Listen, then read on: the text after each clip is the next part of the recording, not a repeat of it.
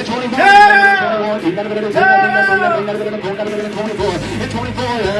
I get on 375, 75, 400 now. It's $4, $4, $45, $50 so It's good to see you, Kenny. Thank you for being on today.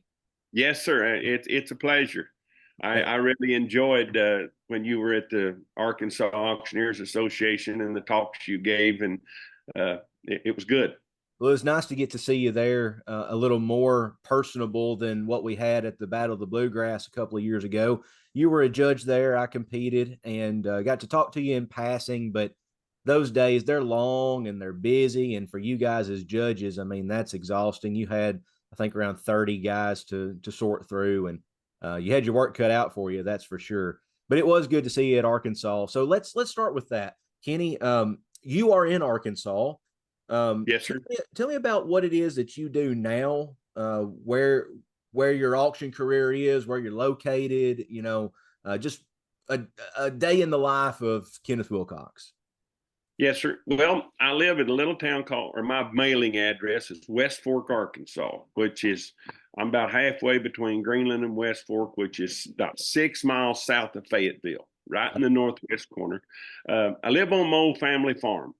We moved back here. Of course, I've been all over the country, and we'll get into some of that later. But I came back here in 2003, and this kind of basically started over, but right now I work at 3 livestock markets. I sell at Holdenville Livestock on Mondays, which is in Holdenville, Oklahoma. That would be kind of, it's south and east of Oklahoma City, probably 100 miles. Kind of right there, Ada, Shawnee, in that area there. Then I work at Siloam Springs, Arkansas, at Benton County Livestock Auction, which is just about 35 miles west of me, right just on the Oklahoma line there. And really, really nice market. We have last week we had, I think, 1,000 cattle or something like that, and the week before 1,500, and in the fall of the year we'll run 3,000 to 4,000, when it gets busy, and I look for where our numbers are for it to be really slow this summer, but who knows, we'll see.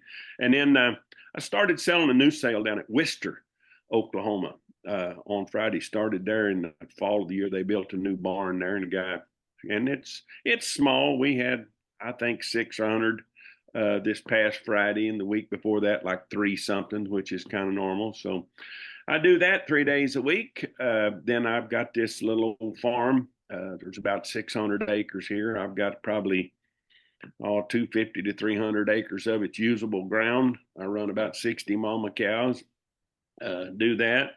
I'm an elder in my church, the Mount Comfort Church of Christ. So, that takes up time, and do that.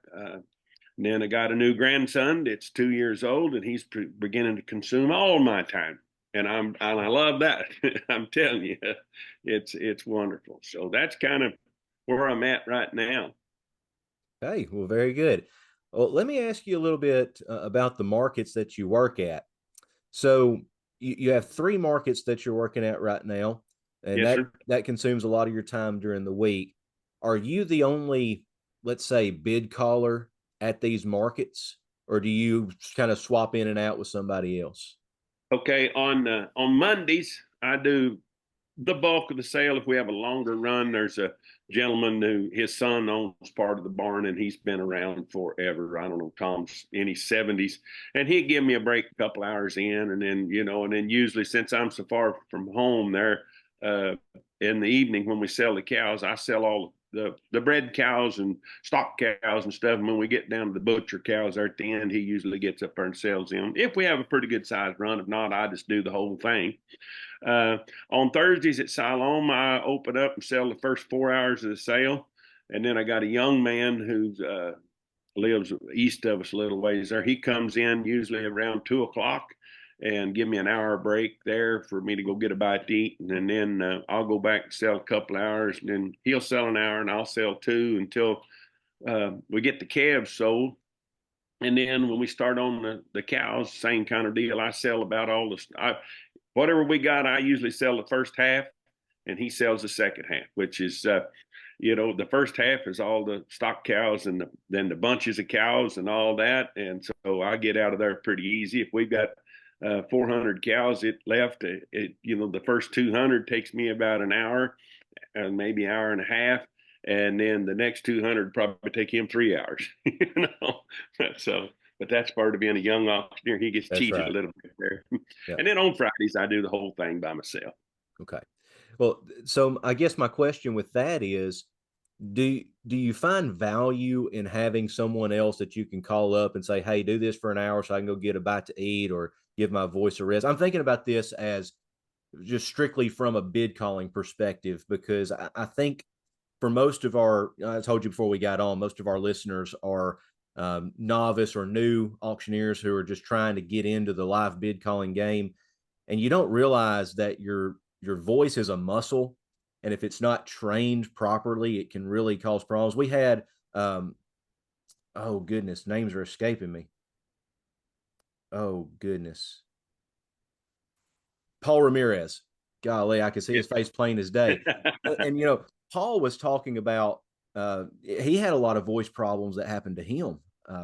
Just overexerting his voice is really what I think they came up with. So, anyways, long story longer. Value or not to having someone that you can kind of let take over for you for a little bit, let you have a break. Is that something that you would encourage or not? And what might be the reason for that?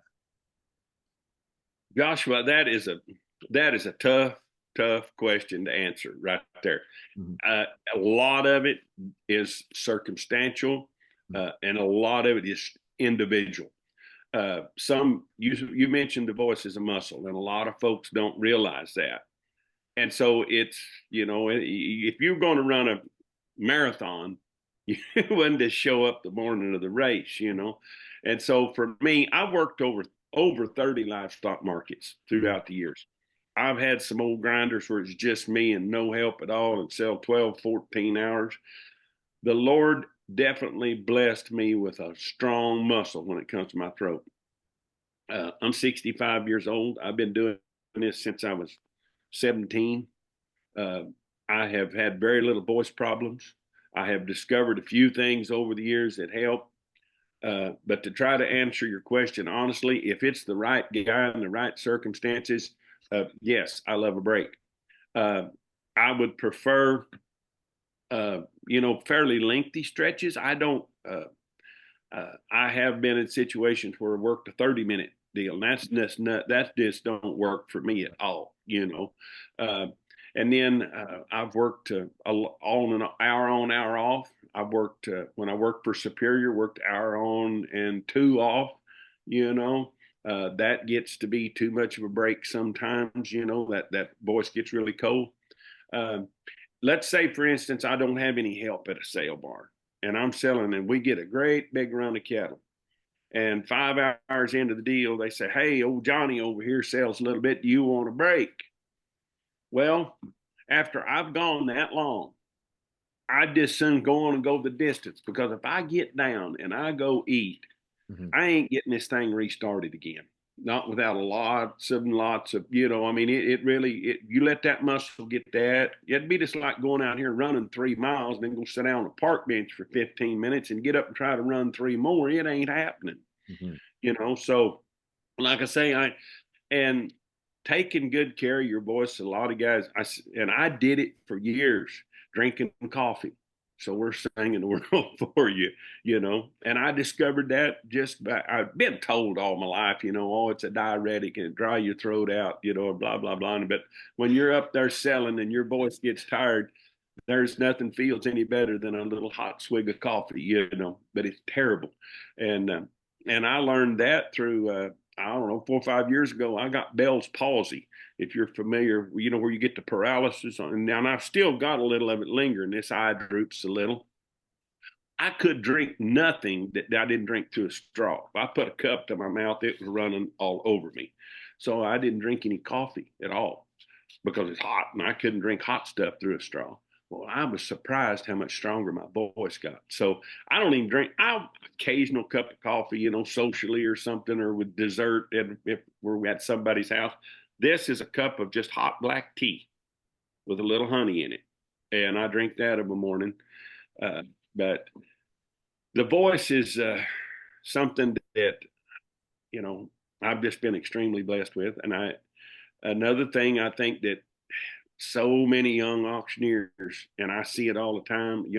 We've got a young man that just at our church that just started took over our college program. He's our college campus minister, and he's preached a couple of times. And of course he's young and he's new, and his breathing is terrible. And so I set him down the other day and I said, you if you'll work on your breathing, I said, don't be afraid. And he's a big guy like me. I said, fill that old stomach up, get her full of air, because he's just breathing real shallow. And you see that in young auctioneers all the time. First of all, they're nervous, Right. which, causes that, and we're all so afraid of a little silence. When we get a microphone and everybody just thinks silence is terrible. And I did too. I'm not saying I'm some kind of a saint, but, don't be afraid to just stop and get you a breath. Mm-hmm. When you start talking about competitive auctioneering and stuff, so many guys run out on stage and grab that microphone or do whatever and just blast right into it.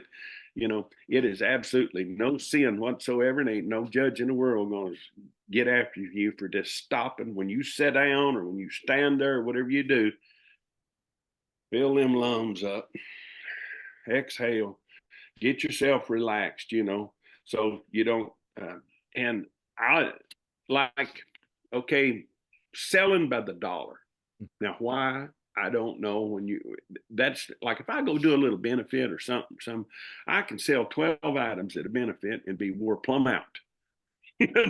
Because you get up here in a little high pitched voice, you get all excited and and you don't breathe right. And usually they feed you a big old meal, that's the only pay you're going to get. It's a free steak dinner. So you eat that, and then you're all full. And it's just a terrible, everything about that whole deal is wrong. So you don't breathe right, and you got your voice way up in an octave where it don't belong, and selling stock cows or something will do that to me in a special stock cow sale. If I don't really, even after all these years of experience, if I don't slow down and get my voice down there where it belongs and getting in an octave that's comfortable, and that's another thing when you talk about octaves or pitch or whatever you want to call it. And if you'll alternate throughout the day or throughout your chant, let's don't work the same place in that muscle all the time. Let's use this end and let's use that end, and change and fluctuate that voice. Yeah. Yeah, that's excellent.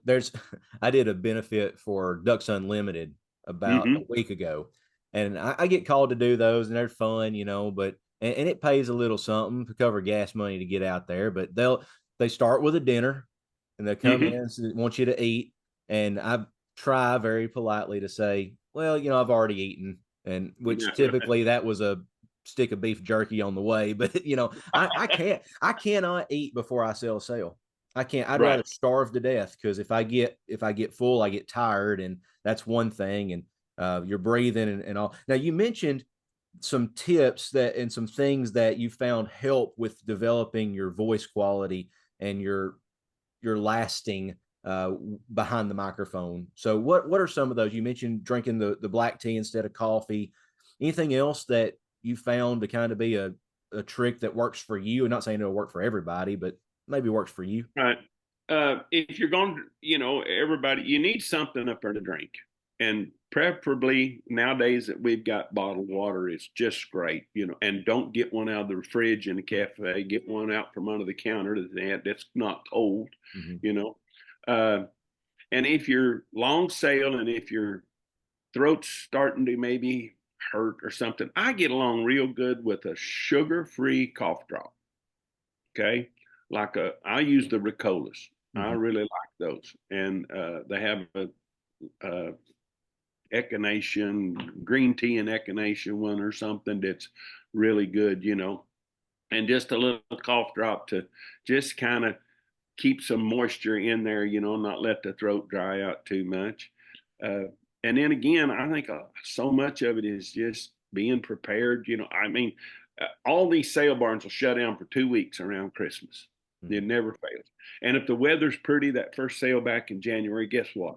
We're just going to get hammered, And so you go 2 weeks off doing nothing except laying on the couch and eating, turkey and dressing and mama's coconut cream pie. And so, and you're just not in shape, just like we're talking about a runner or anything else. And then here you come and you show up to work and the last sale you had 800 and you show up there and we got 2,800 and you ain't worked in 2 weeks, and guess what, your voice is going to be so tired when the day is over. And so you pace yourself, right? The worst thing in the world for me is to show up at work and, there's no trailer line at the dock, and you go in and ask the girls how many we got. Oh, we got 600 in last night. Oh, good. We're going to have 700, 800. Ain't going to be no big deal. It's going to be easy day. Well, everything just worked out, and here they come, and they line up, and they just keep a coming, and they keep a coming, and the first thing you know, you sell 1,500, and I'll promise you, I'll be tireder than I would have if I'd have got there, and they'd say, well, looks like we're going to have 2,000, and you kind of pace yourself, just don't go full bore into it, and don't just press screaming and hollering on, especially, go into it easy. And, I like at least the way most sales do, to start with a few odd cattle and stuff, and which is the livestock auctions is probably the easiest format for an auctioneer to kind of start slow and go a long time. Mm-hmm. You see what I'm saying? Yes, sir. If you go to a car auction or benefit auction or a state auction, anything else, you're pretty much wide open in the beginning. Mm-hmm. Because everything you're selling is wide open. When you start with singles and one at a time and kind of easy in a cattle auction, you get off the slower pace. But I like to just keep something lukewarm to drink and then kind of know your limits, pace yourself. Yeah, I think that's great. So let's talk about the 2 weeks that you're off around Christmas time. So you have a sale, you have 3 sales a week, let's say. You come to Christmas time, you have the 2 weeks off. Do you practice during those 2 weeks? Do you have like a routine, or maybe ride up and down the road calling bids to the fence post or anything to keep that chant developed and voice? I mean, you've been doing it so long, you're probably Right. well seasoned, but what would you say to somebody who's just getting into it? Oh, I think if you're just getting started, yes. I was visiting with a young man just last week. He's qualified to compete in the world contest coming up here in a couple of weeks, but he just sells a few butcher cows and maybe every other week, or at least not very, just when he's just kind of a fill-in guy at a butcher cow sale, and so he doesn't, and he said, man, I just don't know, he said, I'm feeling kind of, like I'm not up to par, which he's not going to be, because if you're not working, repetitively, I don't know if it's still available. I bought one for my kids. They both went to auction school and about a year apart there. And David Whitaker had a little program out, and I don't remember what it was called. I've still got the. It's virtual auction. I've got it on my computer. I plug it any chance that I get. Now, I will say to our listeners, if you have a newer computer, the software is not developed to work on newer computers. He's working on that. I've talked to him a couple of weeks ago about it. He's working on it, and but that's what it is. It's virtual auction, and it's great. I love it. It something like that's good to just sit down an evening and just run a few bids and kind of in that. I tinkered with it just a little bit, and I don't think the kids ever messed with it much, but something like that. And this. When you're out in the pickup or out in the tractor feeding the cows or something, just run through some numbers and just to keep yourself fresh and to keep that voice, and you could do anything. You can sing along the radio, just anything to keep that voice going, Yeah, absolutely. Let's talk about how you got started in this business. Because, I think I get the opportunity to teach every now and then at auction school. And I would say in a class of 30 or 25 or however many we have, roughly half are typically young men who want to sell livestock. And that's how a lot of people are introduced to the auction business. especially live bid calling. Right. That's wonderful, and I pray nothing but success for them in that endeavor. But when you look at the auction industry today, the live bid calling at a livestock barn, pretty rough to get into, pretty difficult. And so what I see a lot of people doing is they might find a barn to sell at, sell some weigh cows at the end of a sale somewhere, but they're going to be doing estate sales and they're going to be selling real estate, and that'll be how they make their money. And then they sell cattle every now and then. Now, someone like you, when did you start selling livestock professionally? 1977. Okay, so the industry was, for lack of a better term, different. Yes. Oh, it is now. You can't believe what all I've seen, Joshua. Well, I want to know. I want to hear about it. So how did you get started? Where did you go to school? Did you go to school? Things like that, and what are the changes that you've seen from then to now, kind of in a nutshell? I know there's a lot. Well, to start with, I'm probably one of the very few auctioneers, if not the only auctioneer you've ever met, and especially a livestock auctioneer, who had absolutely zero desire to be either one.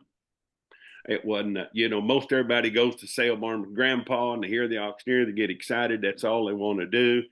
Yada, yada, yada, or it's in the family somehow, and they hear it, they're attracted to it. Not me. My father worked at the sale barn here in Fayetteville, and I'd go up there with him on Saturdays, and I worked around there when I was from a little bitty kid, carrying pop bottles back to the cafe, Never was enthralled by it at all. My uncle, my dad's brother, he lived right down the road from us, and him and I hung around a lot together. He had an old bobtail truck, and we hauled pigs and fruit and first one thing another. And he thought I ought to be an auctioneer. He's, it was his dream, not mine. And he had a friend who was an auctioneer and a rodeo announcer by the name of Dittman Mitchell. And he conned Dittman typed up two little old pieces of paper, Joshua, on a cursive typewriter. Have you ever even heard of such thing? I have. Typewriter that, yes, sir. In anyway, and I don't know whatever become of it. I've lost it, but it was on blue paper. And anyway, it kind of how to build a chant. One, will you give two? Now two and three. Will you give three? Do you want to bid? Talked about filler words and just that. And I started just dinking around with it, and I'd sell for my uncle some just, to appease him.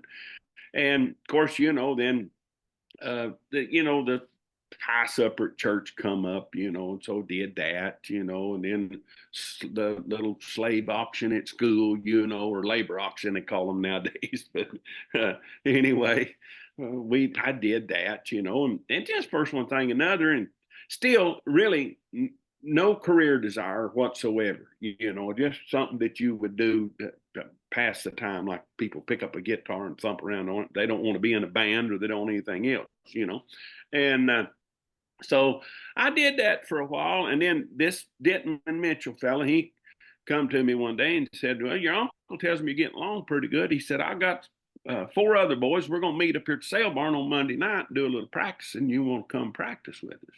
So I did, and really about all those practice sessions amounted to was we'd get up in the box and turn the microphone on and sell a little bit. Each one of us have a little fake auction, and old Dittman sat there and tell stories, about things that had happened to him down through life and this, that, and the other. And that was about the style of it. And as time went on, I messed around there, and some guys started a little car auction there west of Greenland, and they knew, they'd been down to school when I'd sold some little pie suppers and stuff. Well, you come sell this little car auction for us, 30 cars on a Tuesday night, And I did that. Then I got to dating a girl that her daddy clerked at a little consignment auction, and I'd go to the consignment auction and just hang around there a little bit. And anyway, their auctioneer needed a break one time, and I sold some there. Really had not done much of anything. And then I went to this horse auction and sold some tack. This gentleman that had been coaching me, my uncle's friend, he asked me to come up there one Monday night, January the 2nd, 1976. And I went up there and sold tack for about an hour and got along pretty good, you know, for a first time really being in the heat of the battle. And when I got done, I got huge applause. And I mean, that's when the ego kicked in. And I was like, hey, you know, this might be something a fella could do, you know. And so one thing led to another, and I did this. I was working at another car auction, and I didn't sell cars there, but I checked the cars in. A friend of mine was managing it, and I checked the cars in and helped the guy get them run. And at the end of the night, they'd have 8 or 10 cars that they didn't get sold that they wanted to rerun, try them again. And sometimes I'd go in and sell them, you know. Well, long story short, the sale barn at Grove, Oklahoma, their sale was on Saturday. Had sold hogs and goats and cows and this kind of small sale. They on Friday night, their auctioneer come down with appendicitis attack, and they started calling, and they can't find nobody. They've tried everybody in the world. Finally, they get a hold of the gentleman that ran the car auction and ask him. He's, no, I'm busy. If people had farm sales or weddings or something going on, couldn't come. And this guy said, what about that kid that sells the reruns at the end of the night? Can you get a hold of him? Well, they fumbled around and come up with my number. And he calls me about 10 o'clock on Friday night. And he said, I need some. I said, Mr. Adlin, I never sold a cow in my life. I don't know a thing in the world about it, you know. And he said, I don't care. I need a warm body to hold the microphone. Please come. So I went. I worked 4 weeks while this boy was getting healed up.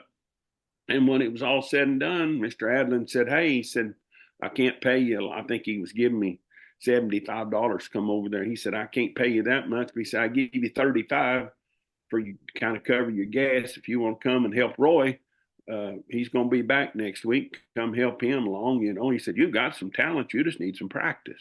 I was like, well, you know, I wasn't real busy on Saturday. Hey, and $35 would take me and my girlfriend to a movie and all kinds of good stuff, you know. So I did. That lasted a couple of weeks, and Roy just quit. He didn't like working with me, and so anyway, off he went. And so all of a sudden I'm a livestock auctioneer, you know. And then the fellow that financed the sale or the purchasing of that barn, he got in and backed a fella to buy a barn in Coldwater, Kansas. Well, they wanted to know if I'd come up there for 4 weeks and be their lead auctioneer while they were going to try out some local guys who had to ask about having the job. And they kind of said, okay, sure, I'd do that. So, and basically what it was they were sending a few cattle out there from Joplin, and I'd take a truck and trailer and go to Joplin and get a load of cattle and haul it out there for them. I was their truck driver and lead auctioneer, you know. And anyway, I don't remember. Seemed like maybe they had 1 or 2 guys come in and tried, but I stayed. Mm-hmm. And then, you know, one of the other barns there close by heard me, and yeah, we'd like to have you, and then this one and that one and da da da da da. And so I did that that would have been in 1978, I believe. They opened that barn in January 78. Okay. And so I started there, and then I stayed out there for a couple of years. I moved out to Coldwater, started living out there. And then in 1981, I got a chance to come back here to Springdale, Arkansas, and be the lead auctioneer at the Springdale sale barn and field man for them. And I did that until 1983, and then Amarillo called me, and I went to work out in Amarillo. And that was a strange deal in itself. While I worked when I was living in Coldwater, I had gone to Amarillo over one Monday and took a person down there so they could get on an airplane in Amarillo. And I thought, well, while I'm here, I'm going to go out to the world's largest, you know, livestock auction and see what it's all about. So I went out there and was in there eating breakfast with one of the lead auctioneers there, and guy come over and he said, what are you doing here? And I said, well, just goofing off. Well, you want to work today? one of the other auctioneers was sick, wasn't going to be there. And so anyway, I got up there and sold, and they said, hey, you want a job? I said, well, sure, I think I'd like to have one. And then he said, well, be here next Monday morning. I said, well, I can't do that. I said, I've got places I got to give them some notice, And so we made arrangements for a month down the road to come. And then in the meantime, one of the guys, they had 3 auctioneers there, and he was going to let one of them go. And he called me. He said, hey, that just didn't work out. I'm not going to be able to. That fella had some bad, one of his kids had some health issues. And he said, I just can't fire him. He said, I'm going to have to back out on our deal. But boy, if we ever need anybody, you'll be the first one we call. Well, we've all heard that story, And so, but lo and behold, in 1983, and it wasn't even the same guy didn't own. He had sold a barn. But when he sold it, he stipulated, if you guys ever make a change, I owe this fella big time, please call him. And so they called me. And anyway, consequently, in 1983, I moved to Amarillo, Texas, and started selling there, and picked up another one or two around there, and away we went. So anyway, like I said, I had absolutely no desire to do it whatsoever. Had very little schooling. Like I said, Mr. Mitchell just got us together, and we practiced a little bit, me and some other guys. And I don't know, it was just, it's just one of them things. It was just a God-given talent, and it's what the Lord intended for me to do. and I wasn't even smart enough to know it, didn't realize it till 20 years ago. Well, I had a similar, I don't know what you'd call it, similar story with selling heavy equipment. I had gone to Nashville Auction School to teach a class on bid calling, and the guy that was teaching the class before me was teaching about heavy equipment sales, and we had known each other for some time. And he stopped me on the way out and said, you want a job selling heavy equipment? And I said, Daniel, I've never I've not so much as sold a lawnmower, much less, because most of my background is in estate sales and livestock, right, for that matter. And he said, well, I really need somebody, and I like the way you do. So if you want to come and sell for us, you have a spot at the microphone. So I said, okay, well, I mean, I'm an opportunist. I like to learn. So I was like, well, I mean, I'll come, and if you don't like me, don't pay me. And if you like me, you can give me some gas money. And I've been with them ever since, and that's been about a year ago. So anyways, that's an interesting story, because you said that the livestock auctioneering wasn't necessarily the dream when you were young. I'm curious, Kenny, what was the dream? Actually, when I got out of high school, I went one semester at University of Arkansas and was working on getting a degree in agricultural engineering. Okay. I loved math. I was good at math, and which, turned out to be a good thing in the livestock industry, because you use math. I mean, sure. You got to bear in mind, I started in 1977. We didn't have computers. Mm-hmm. Very few people even had a calculator, mm-hmm. So you weigh a draft of cattle, you had to kind of figure them in your head, and when you run a little old cow and calf pair in there, and you got $1 figure up, well, how much would they weigh out? If I split them, you got to do, and I still use some of that today, even though we've gotten awful lax on the average weights and this, that, and the other and stuff, right. But yeah, that's what I did one semester. And I made really good grades in high school and did good there. And boy, I got into that college, and that was tough. And then I was starting to mess around. I was dinking around in these auctions, and stuff. And the money. And actually, when I got that job at Grove, Oklahoma, I was like, and then I went to a little seminar thing or something there at the college, a little deal. And they were saying, well, if you graduate in the top 10% of your class now in 4 years down the road, you can come out of here and get a job making $50,000 a year. And I'm just, running the numbers in my head. And even at $135 a day, even auctioneering, pretty soon you can overcome that, and trade a few cattle. And it just looked like And I wasn't liking that. I was about done with that schooling. And when I got into college, it was when I was in high school, I never had to take a book home. I mean, I gathered it all in class. And boy, in college, even studying wasn't getting it done. So Yeah. anyway, I just give up on that. And Well, let's transition for a second to talk about competitive auctioneering, particularly with your experience in the WLAC. Of course, you're a world champion, and um, when was the first contest that you did? What year was the first WLAC that you went to? 1980, Templeton, California. Okay, and did you go every year after that until you won it in 1990? I went every year except 87 and 80 or no, 88. In 88, we had it. Amarillo was the host sale barn Okay. in 88. So, and at that time, I could have competed Mm-hmm. in the contest. It wasn't against the rules to compete in your home barn, but I felt like I was getting close to winning, Mm-hmm. and I just didn't want that little asterisk there by my name that won in my host market. So I just skipped out that year. But Yeah. Well, that was probably smart. I don't know. Well, I'll say this from the outside looking in, it was an act of integrity as far as I'm concerned Right. to have. I mean, of course, now it is against the rules, but then Right. it would probably took a lot because it was a year off, and Yes. then you kind And of when you're really when you think you're really close anyway, you know. But well, I went. why'd you start? Why'd you start competing?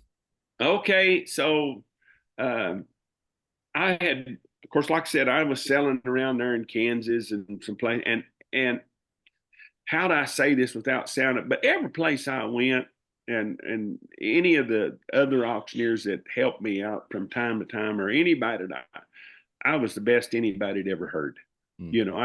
You hear that all the time, and I'm a young boy, 20 years old, and it just, and so, and then I guess would have been in '79. I went and filled in for a guy who went to the world contest. He went and competed, and the barn I was selling at, well, you should have went, he should have stayed home, and this stuff like that. So I decided the next year I'd just go. And like I said, I was young, and my ego had kicked in pretty good, and I was running in an area where, like I said, I was leaps and bounds above just about anybody that I was around.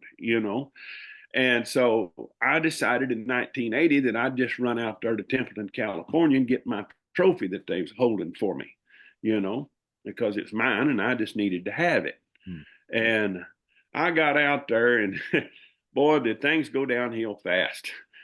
First thing, I show up the night before to briefing, and this, that, and the other, in suit coats and ties, and I ain't even got a coat, let alone a tie.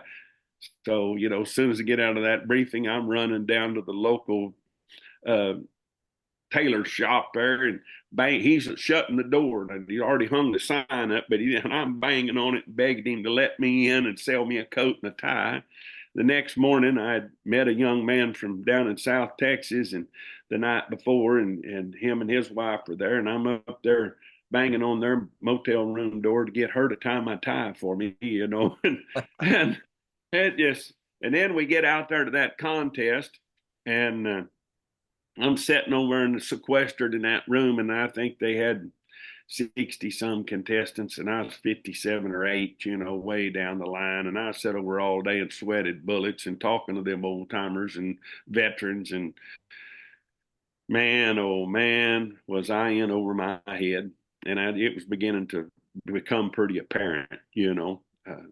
Some of the ego had left, and so then I go around and I'm standing behind the auction block, about ready to go in my turn. Me and Ralph Waite, not Ralph Wade, but Ralph Waite from Lenapaw, Oklahoma, was behind me, and they stopped the sale because the judges had gone as far as they could go. They need to go to the bathroom, even though there wasn't 5 or 6, so they stopped.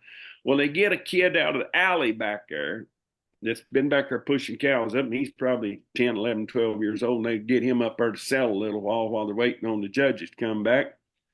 And I could see right then and there that he's better than I was. And Sorry to interrupt the podcast, but I wanted to let you know who that young man was. After the podcast, Kenny sent me a text and he said, "You know, that young man was none other than Max Oliveira." he just smoked them, and I thought, boy, and I just turned around. I'm going home. Ralph said, "Where are you going?" And I said, "I'm out of here." I said, "This ain't for me." He said, "Oh, just get in there." He said, "They can't eat you, and if they do, they can't pass you. Don't worry about it." So anyway, I went in there sold, and it was a good thing because I left there. It trimmed my ego back, and I went home and I went to work. I bought me a little tape recorder, and I'd record some sales, and then I'd listen to it a little bit, and because you are your own best critic. No need to ask somebody else what you think about their, because you can ask me all day long. I really don't. I might pick out one little thing or something, but basically it's you, and you'll hear things that I won't even hear. So, and I didn't really know if I'd ever go back or not. I just knew I needed to be better. I was probably really kind of, and then in 81, I thought, well, uh, my dad was always, like all fathers, probably my biggest fan, and he was intrigued by it. So I thought, it happens at Father's Day. So we load up and we go to, up to Minneapolis, St. Paul, Minnesota in 81 for the contest. And there was 100 and something of us. And I think I was number 26 or 7 or somewhere in there. And I sold 2 head and boom, and it was over, But boy, Dad, he enjoyed it. He ate the thing up, And so then it kind of started as a father-son outing on Father's Day, And so let's see, in 82, we go to Regina, Saskatchewan, Canada. First time my father had ever been on an airplane. He was a nervous wreck. And we get up there, and I'd been practicing. I'd been working at it a little bit, and I was selling several sales and getting better as time went on. Well, I get up there, and they started a deal then. They'd post the scores up on the bulletin board just as soon as you got done. Well, when I got done my turn, I'm winning the thing. And I hung in there until Dan Williams come by and smoked me out of there. But anyway, I finished. I think I finished 3rd that year. Got a little trophy, So anyway, then from there, it's like, okay, this is something you can do, And I just kept whittling away at it. And 84 and 80, I don't think I done anything in 84. And then 85, I got another 3rd or something. And in 86, I got completely blanked out, 0. Didn't even make the top. Back then, it was top 15. Everybody competed, and then they picked 15. Didn't get nothing. Oh well, that's great. And then 87 went back, and I didn't get anything. I don't know if I got in the top. I might have gotten the top 15 there. I don't remember, but anyhow. And then 88, I skipped. And 89, I had absolutely the most pristine, perfect go you could ever have had.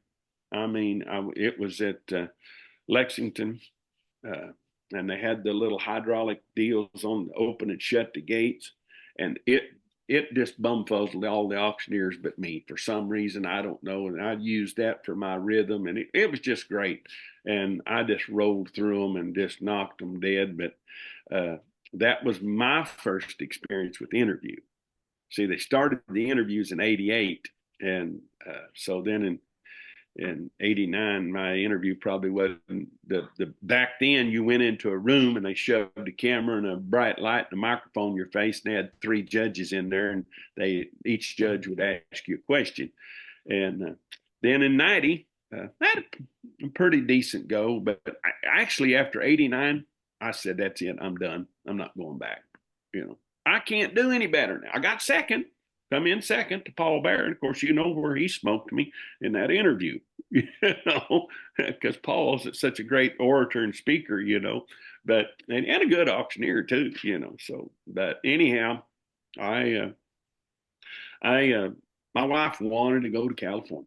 Just got to go to California, so we went, and anyway, and it's one of them deals too. I think the pressure was off because I decided after 89, I'm done. I'm not winning this thing.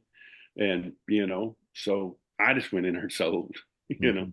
and when I walked in that interview room, I just walked in and I didn't let that guy that was the guy that was leading the interviews, I didn't let him ask. I just went in there and told him who I was, what I was doing, and turned to the judges. And I said, y'all got some questions for me? And boom, boom, boom, and I just dominated the interview. So I got along good. Yeah. And never competed again in anything other than I did a few years ago. I got in my state deal just because I went down to the convention and they were needing some people to get in it, and da da da da da. So I got in it just kind of grins and giggles.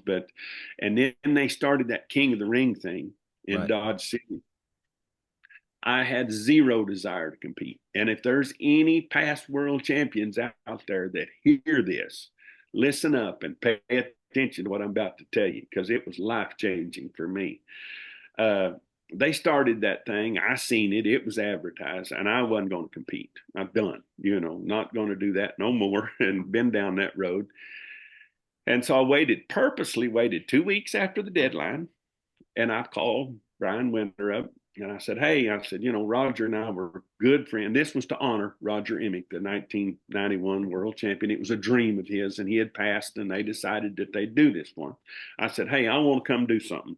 You need a liaison to carry auctioneers around or whatever, somebody to carry a broom around, sweep up people's field things, whatever. I want to be there. I want to do something, but you get in the contest. I said, no, I'm not getting in the contest. He said, yeah, I said, I need some contestants.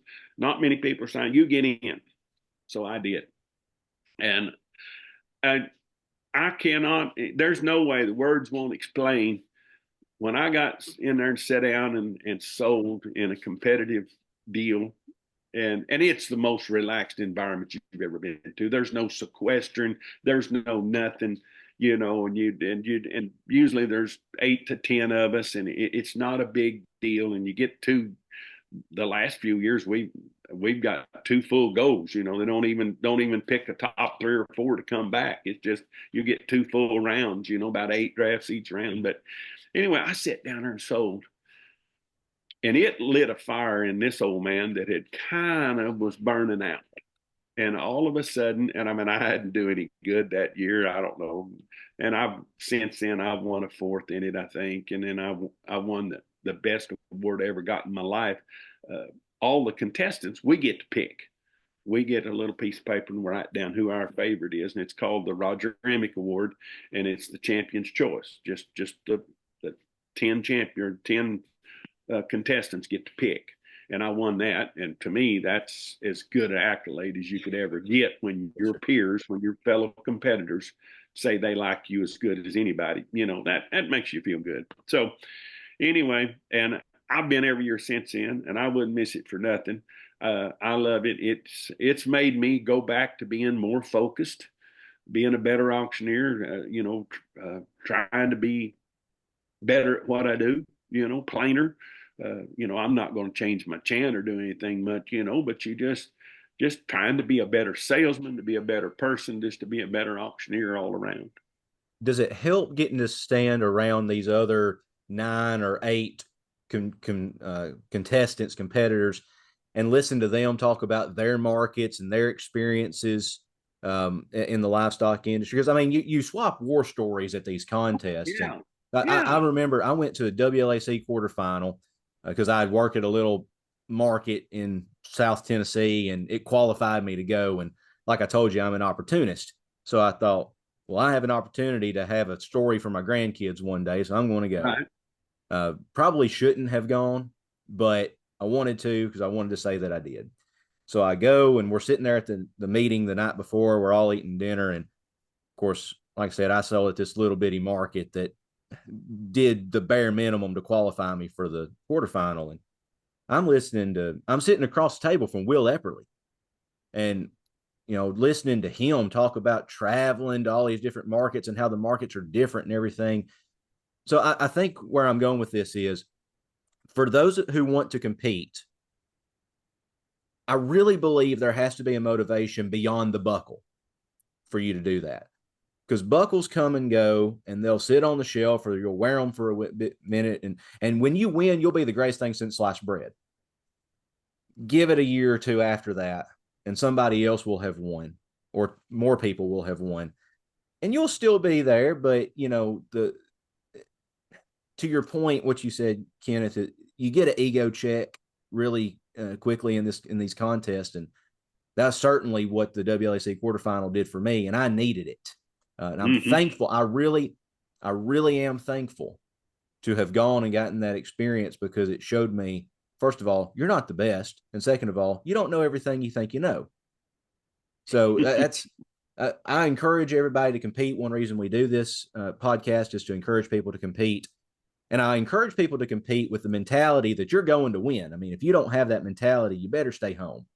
Right. But also know that you're going to learn, and you're going to meet people and network, and there's more than the buckle in these things.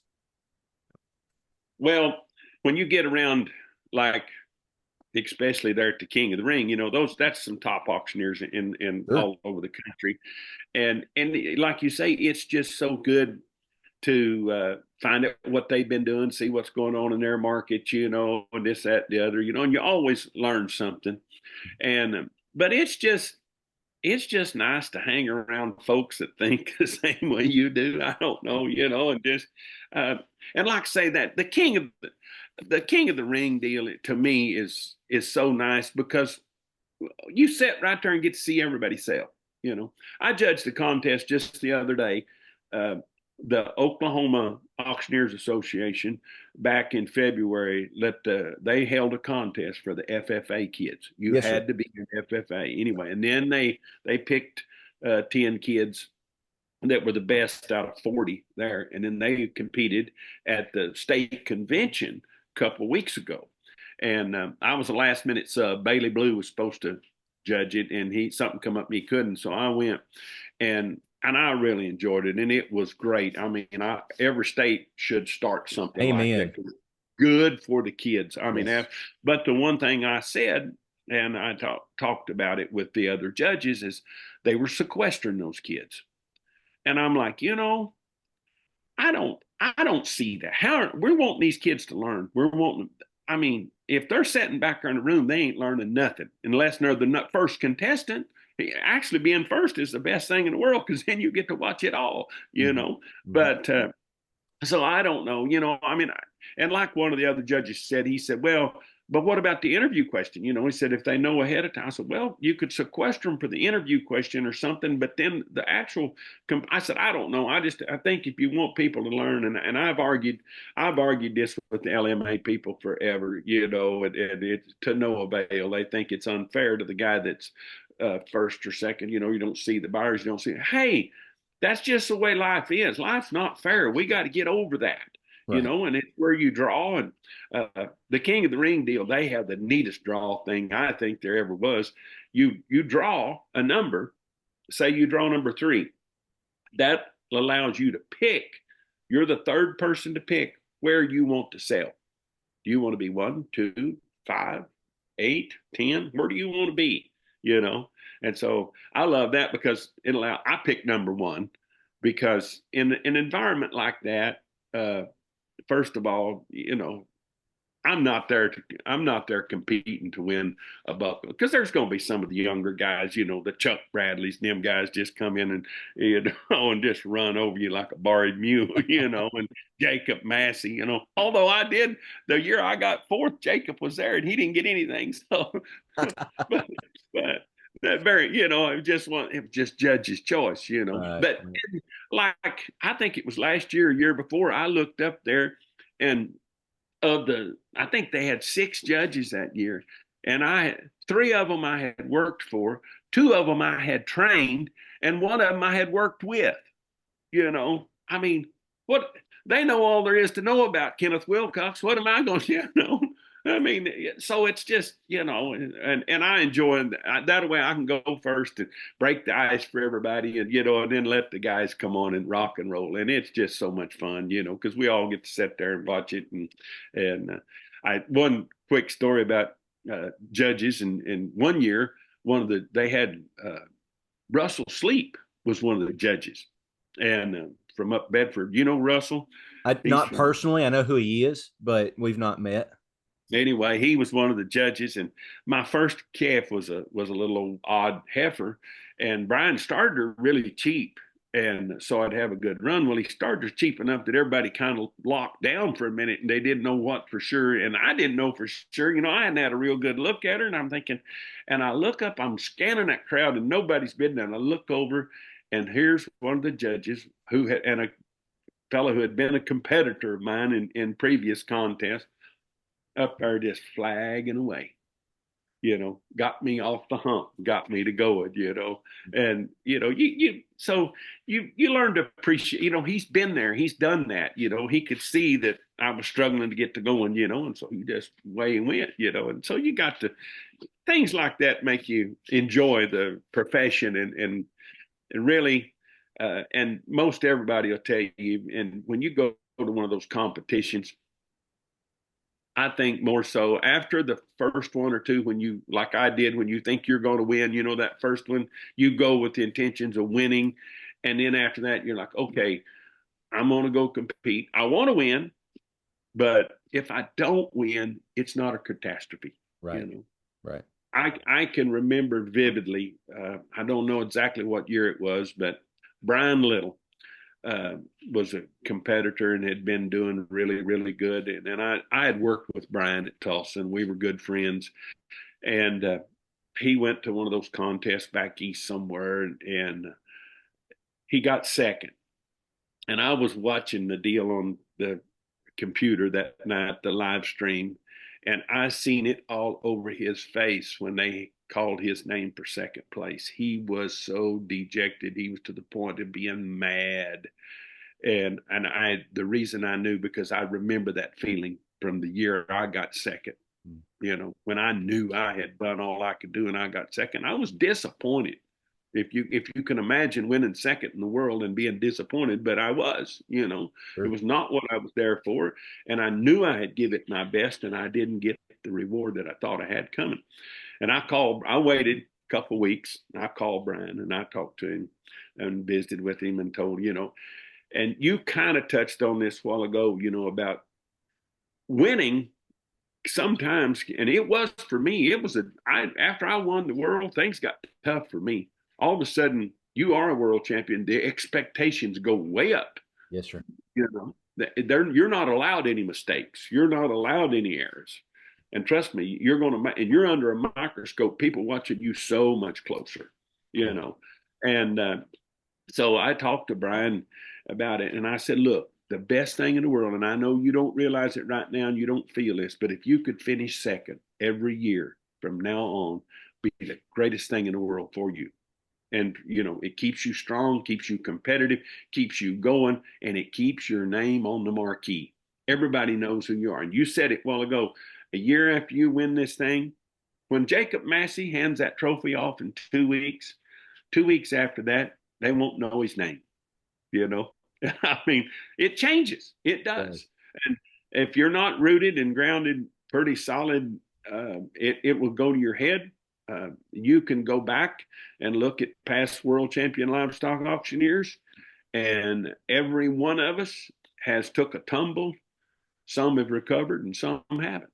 But and I don't think so much more in the last few years. I've not noticed it as bad, but definitely from my era and a few after me, I'd say up till the year 2000. I think if you just go back and I think I had a good friend of mine that he had 4 world champions that were friends of his that he had bought cattle under. And he said, what in the world he asked me one day, he said, what in the world happens? He said, you guys just all go, it goes to your head and you get to thinking you're something you're not, because trust me, when you get up the morning after you win that, guess who? You're Kenneth Wilcox, and that's it. Right. You got to go to work Monday, get home and get back to work Monday morning and get to working for your customers. And they don't care how many belt buckles you've got or anything else. You got to sell their cattle high and do a good job. And so, yeah. And that, if I was going to say anything to a young competitor, do it first and foremost. I'm like you. Your little state contest, I don't care what you can get in them, compete, and because it keeps you sharp. And then if you do win something, just remember it's that's an opinion of 3 to 5 judges, depending on who it was. Their opinion, they're the only ones that matters to. There's 1,000 other people out there that don't care. And it's those 3 to 5 judges that day. Hey, I mean, exactly. you could have the same set of 3 to 5 judges a week later, and things be different. I mean, it's amazing how all the cards have to fall the right way in order for somebody to win a contest. And you've spoken to it this whole time, and I just want to agree with you and push it a little further. And that is, you win. That's wonderful. Congratulations. I mean, it's an honorable thing, and you need to be proud of that. I really believe that. You might win a contest, but there's a 100% chance that you're going to stand before the good Lord one day and have to answer for how you lived your life. And I believe that you can honor your family, yourself, your Lord with championships, and you can honor yourself, your family, and your Lord with failures if you know how to do it right. Yes. And learning those lessons is a hard thing, especially for young. I mean, I'm still consider myself a young auctioneer, so it's something I'm having to work through. So that's why it's so on the front of my brain for sure. Well, Kenny, we're running around the end of our time. I've got a couple of what I call rapid fire questions. I ask them at the end of every podcast. These are one word or one sentence answers, but if you want to talk a little bit about them, feel free to. So you've done predominantly livestock auctioneering. Is there anything that you have sold, even in a livestock market or outside of a livestock market, that you would say was odd or a weird item that you've sold? No, sir, not really. I mean, in all of my estate sales and stuff, I've never run across anything freakish. I mean, we see a calf with a leg growing out of its neck or something once in a while, but nothing really odd. This is so funny. I think I've had 3 livestock guys on the podcast. I'd love to get some more. So if anybody listening to this knows some livestock guys, I'd love to get some more. And I asked that question, and all of you, y'all have a boarding set of inventory, I guess, because everybody's like, no, I don't think I've seen anything weird. Is there a favorite item or a favorite sale that you like to talk about? So let's say you're on an airplane headed to a sale, and somebody sits down, oh, what do you do for a living? And you talk to them about this particular sale that you had or something like that. Oh, I've done so much and been, but I guess probably the most exciting thing, I'd sold video auctions, livestock video auctions, worked for Superior. And they started one in Amarillo called Satellite Cattle Exchange, and it's no longer in existence. But they were the first ones to do a live auction with a live camera. Okay, I mean they were doing it with just live audio, but I did the first one of those, and and I mean it was in a studio with big lights shining on you and hotter than all get out, and we had a big phone bank, and it was like 3, 2, 1, boom, we're going. I mean it was cut and dried, and we had an open and a closed. We had to had to be timed. I mean I couldn't ramble on like I'm rambling right now. You had a boom, boom, boom, and so that was pretty new and different and a pioneer thing. It was the first one to ever be done. Yeah, that's interesting. What's your favorite filler word? Will you give? Will you give? Let's see. How do you prepare for a contest? In years past, like I said, I would record, play it back, and then as we got more progressed, I'd have somebody video me, because body language speaks so much more volume than words. Yes. I don't know about you, but I can tell more in a conversation or in a meeting by body language than I can what they're saying. You know, I read people. That's my job. It's what I've been doing all my Sure. life, you know. And I mean, so yeah, I think I would watch myself, you know, and just try to pick up little things that quirky that didn't look right, or, you know. But you know, I never really focused on it maybe as hard as there's a gentleman lives at Ferry, Oklahoma, and now Tony Wisely is Oh his yeah. name. You ever run across Tony? Tony and Now, I if are you good friends. do you want to talk to somebody about prepping? And now Tony works at it. He knows all it. And the only contest, and I think that was one of the now in '89, like in '88, after the contest was in Amarillo and I didn't compete, I went on a diet. I lost weight. I started running. I quit smoking. I mean, I focused that year towards from June of '88 to June of '89. I was going to go win me a contest. You know, I'd been thinking. And so I did that one time. I mean, I really put the plow in the ground and I worked at it. I'd done a lot of videoing. I'd done a lot of recording. And like I said, I started eating healthy, you know, I lost like 30, 40 pounds, you know, and I mean, trimmed down and done some exercise and got my breathing, you know, my lung where I could get some air and go. And I think there's something to that, because the year I won Mule Day, I had gone from the previous year to that year. I'd lost 50 pounds. And I'm telling you, I've seen it. I've seen it with, Chuck Bradley lost a lot of weight before he won the world. I think there's something to that now. I don't know what it is, but there's something to that. And talking about body language, 93% of all communication is nonverbal, which yes. only 7% of all communication are the words you say. So that's a lot. That's a lot. Yeah. Okay, let's move on. Who are some auctioneers that you really love to listen to?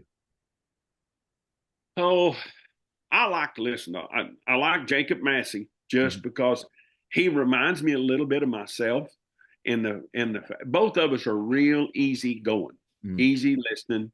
You know, you just sit down there and listen to old Jacob for 12, 14 hours and never get tired of it. He's not loud. He's not, you know, he's not flamboyant.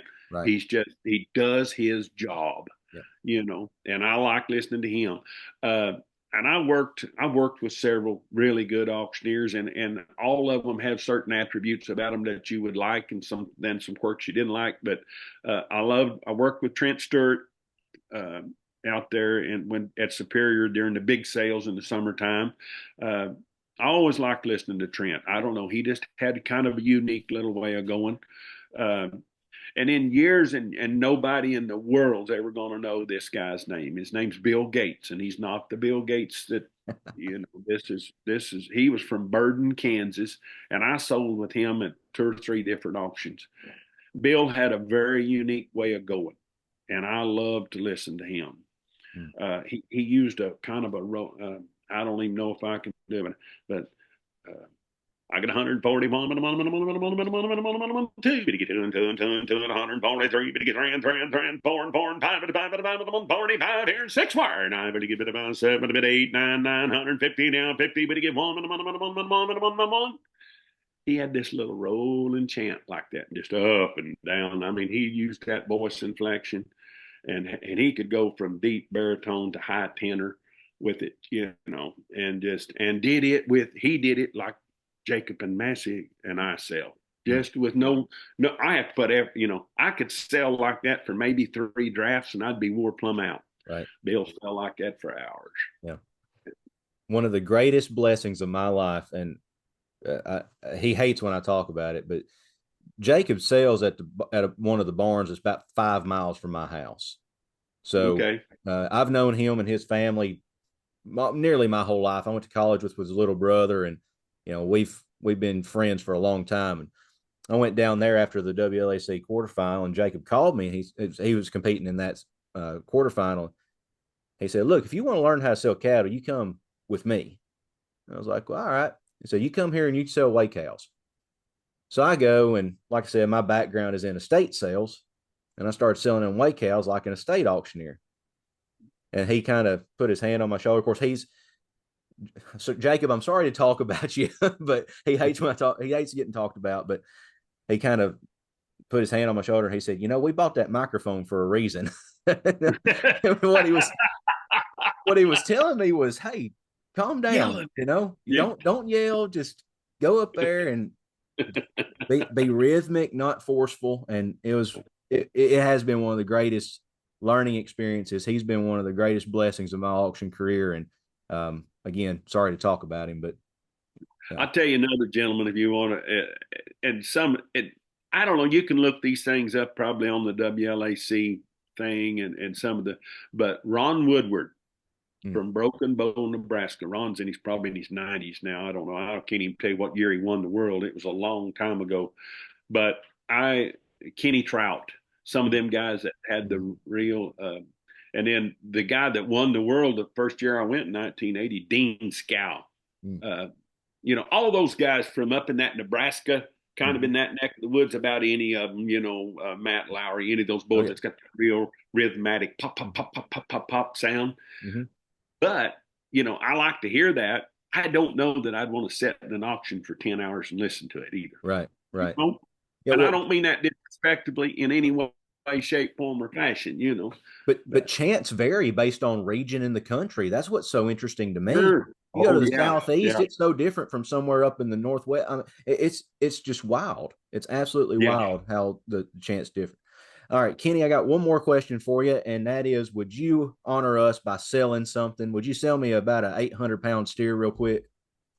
All right, sell a good steer right there. 90 to go down, but 140. I get $140 to bid, 40 to buy one. Where $141 to bid, $1 to buy, and 141 2 to bid, 2 and 2 and 3 to the pair. $143 to bid, 4 to buy, and a 144 here. Billy get 4 there. Billy get 4. You only get 4. I sold him for 143. Joshua Houston 143.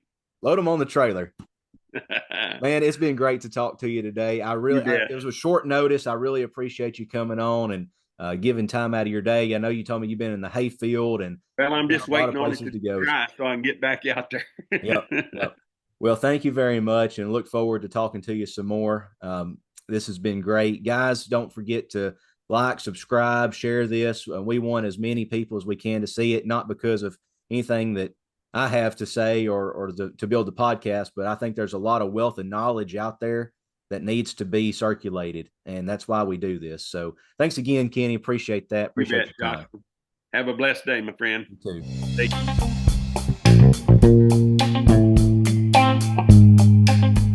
You've been listening to the Better Bid Calling podcast. If you would like to sponsor an episode, please contact us at betterbidcalling@gmail.com.